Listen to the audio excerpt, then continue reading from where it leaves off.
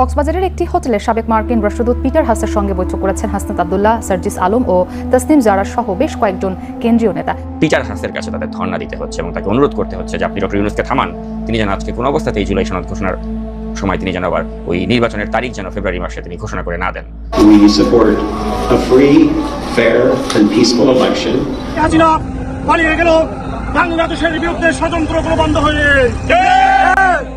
আজকে এইখানে বসে বাংলাদেশ ইলেকশনের বিরুদ্ধে ষড়যন্ত্র করা হচ্ছে। দর্শক, আজকের একটি গুরুত্বপূর্ণ দিনে হঠাৎ কেন কক্সবাজারে গিয়ে এনসিপি নেতা কর্মীরা পিটার হাসের সাথে বৈঠক করেছেন, এ নিয়ে তোলপাড় সৃষ্টি হয়েছে। তাহলে কি ষড়যন্ত্র করতে যাচ্ছে এনসিপি? এই ভিডিওতে দেখতে পারবেন বিএনপি নেতা কর্মীরা কঠিন আন্দোলন করছে কক্সবাজারে।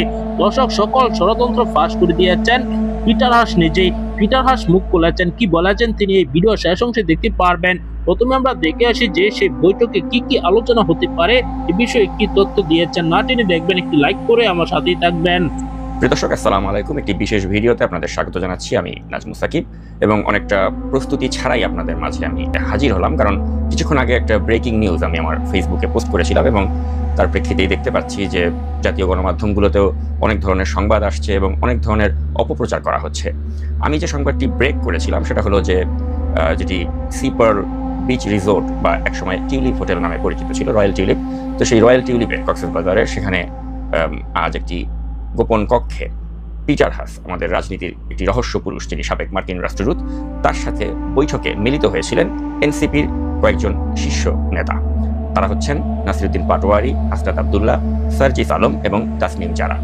এবং তারা যখন এয়ারপোর্টে থেকে সেখানে যাচ্ছিলেন কক্সবাজারে, তো যাওয়ার প্রাক্কালে একটি ছবিও কিন্তু আমার কাছে এসেছে, যেহেতু আপনার মধ্যে স্ক্রিনে দেখতে পাচ্ছেন।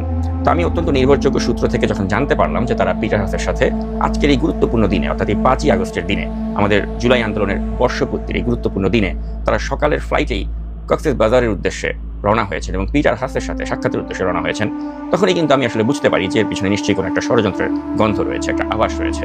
এবং পরবর্তীতে আমি আমার বিভিন্ন সূত্রের মাধ্যমে খোঁজ নিয়ে যেটা জানতে পেরেছি যে তারা মূলত কক্সবাজার জেলা পুলিশকেও অবহিত করার সময় পায়নি যে তারা এরকম একটি সফরে যাচ্ছে, অর্থাৎ একটা তাৎক্ষণিক একটা এই যাত্রা তাদের।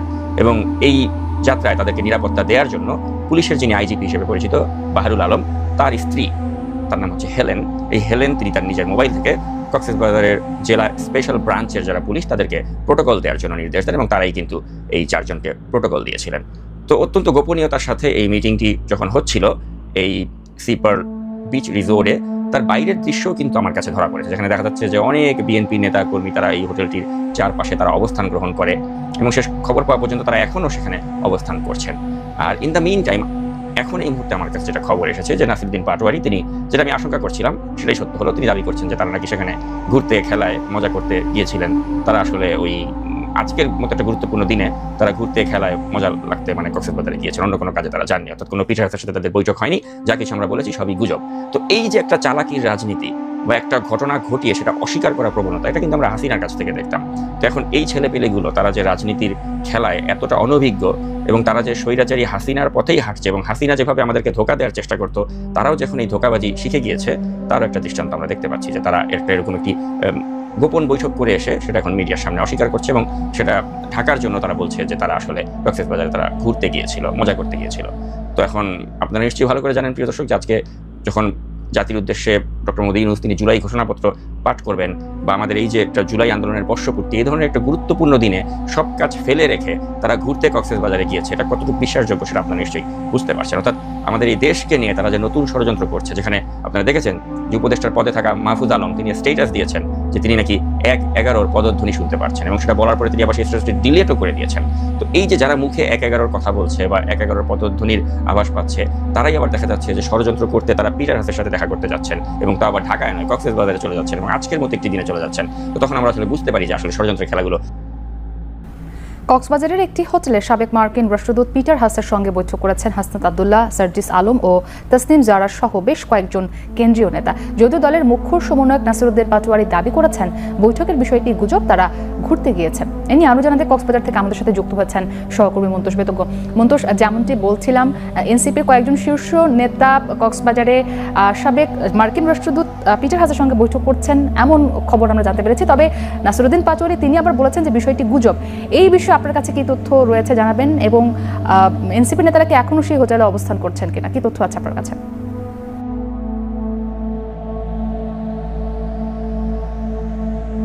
মুক্তি, আমাদের কাছে যে খবর রয়েছে সেটি হচ্ছে আজকে সকালে কক্সবাজারে বাংলাদেশ বিমানের একটি ফ্লাইটে করে এনসিপির নেতারা কক্সবাজারে আসেন এবং সেখান থেকে সড়ক পথে কক্সবাজারের উখিয়ার ঠিক আমাদের পেছনের যে হোটেলটি রয়েছে রয়্যাল টিউলিপ, এই হোটেলটিতে এসে অবস্থান নিয়েছেন, সেটি আমাদের কাছে খবর রয়েছে। এবং এখন পর্যন্ত তারা এই হোটেলটিতে অবস্থান করছেন বলে এখানকার স্থানীয় সূত্রগুলো আমাদের নিশ্চিত করেছে। অর্থাৎ এই হোটেলে তারা অবস্থান করেছেন, এরপর থেকে এখন পর্যন্ত তাদের বেরোতে কিন্তু এখানে যারা অবস্থান নিয়েছে তারা কিন্তু এখনো দেখতে পাননি। এবং ঘন্টা কানেক আগে আসলে এখানে বিএনপির যারা নেতাকর্মী রয়েছেন উখিয়া উপজেলার, এবং এখানে বিএনপি ছাত্রদল যুবদলের কিছু নেতাকর্মী এই হোটেলের সামনে সমবেত হতে এখানে স্থানীয় লোকজন দেখেছেন। এবং তারা কিন্তু যেটি বলছেন যে অভ্যুত্থানের এই দিনে এসে পিটার হাসের সাথে তারা বৈঠক করছেন, এই ধরনের একটি খবর তাদের কাছে রয়েছে। এর প্রেক্ষিতেই তারা মূলত জেলা পর্যায়ের একটি সমাবেশে তারা জেলা পর্যায়ের কর্মসূচিতে অংশ নিতে তারা এই সড়ক হয়ে যাচ্ছিলেন, এবং এই খবরটি পাওয়ার পর তারা কিন্তু এই হোটেলের সামনে অবস্থান নিয়েছিলেন এবং সেখানে তারা তাদের যে ক্ষোভ সেটি প্রকাশ করেছেন। এবং তারা আসলে যে গুজবটি এনসিপি নেতাদের পক্ষ থেকে বলা হচ্ছে তারা পিটার হাসের সাথে কোনো বৈঠক করেননি, এটি মূলত গুজব, এবং তারা অবকাশ যাপনের জন্য এখানে এসেছিলেন সেই ধরনের কথাবার্তা বলা হচ্ছে। কিন্তু বিএনপির যারা স্থানীয় পর্যায়ের নেতাকর্মী রয়েছে এখানে উখিয়া উপজেলায় যারা জেলা সম্মেলনে জেলা পর্যায়ের কর্মসূচিতে যাচ্ছিলেন, তাদের কাছে খবর ছিল, তারা যেটি বলছেন যে তারা এখানে পিটার হাসের সাথে মূলত এনসিপি নেতারা বৈঠক করতে এসেছিলেন, এমন খবরের প্রেক্ষিতে তারা এখানে জড়ো হয়েছেন। এবং এটির কিন্তু তারা তীব্র প্রতিবাদ জানিয়েছেন। এবং তারা যেটি বলছিলেন যে এ ধরনের তৎপরতা আসলে আজকের দিনে গণ অভ্যুত্থানের দিনে এসে তারা যেখানে রাষ্ট্রীয় কর্মসূচিতে অংশ নেওয়ার কথা সেই কর্মসূচিতে না এসে কক্সবাজারে আসার বিষয়টি তারা আসলে সন্দেহের দৃষ্টিতে দেখছেন, এবং সেটি তারা বলছেন। এবং দেশের বিরুদ্ধে যদি কোনো ষড়যন্ত্র হয়ে থাকে সেটির তীব্র প্রতিবাদ তারা জানাবেন, সেই কথাটি তারা আজকের এই দিনে জুলাই ঘোষণাপত্র দেওয়ার কথা কিন্তু অনেক আগে থেকে বলে আসছে এনসিপি নেতা কর্মীরা। আজকের এই দিনেই কিন্তু জুলাই ঘোষণাপত্র দিবেন সরকার। এই খবর পাওয়ার পরেই কিন্তু রীতিমতো তুলকালাম কাণ্ড ঘটে গিয়েছে বাংলাদেশে। এই দিনে সকল সমন্বয়ক সহ এনসিপি নেতা কর্মীরা যা দাবি করে আসছে তারা তাদের দাবি পূরণ হতে যাচ্ছিল। এ সময় তারা এখানে না থেকে কেন কক্সবাজার গিয়েছেন এ নিয়ে একের পর এক ষড়যন্ত্র ফাঁস হচ্ছে। অনেকেই মনে করছেন প্রধান উপদেষ্টা ডক্টর মোহাম্মদ ইউনূস আগে বলেছিলেন যে 5 আগস্ট নির্বাচনের তারিখ তিনি ঘোষণা দিতে পারেন, তিনি ঘোষণা দিতই। কিন্তু এনসিপি নেতা কর্মীরা কক্সবাজার গিয়ে পিটার হাসকে বুঝিয়ে তারপর ডক্টর মোহাম্মদ ইউনূসকে বোঝালেন যে নির্বাচনের তারিখ যেন ঘোষণা না দেয়। অবশেষে কিন্তু তাই হয়েছে। নির্বাচনের বিষয়ে কোনো কথাই বলেনি ডক্টর মোহাম্মদ ইউনূস। তাহলে কি এনসিপি নেতা কর্মীদের ষড়যন্ত্রের কারণে এসব হয়েছে? আপনার মতামত জানাবেন।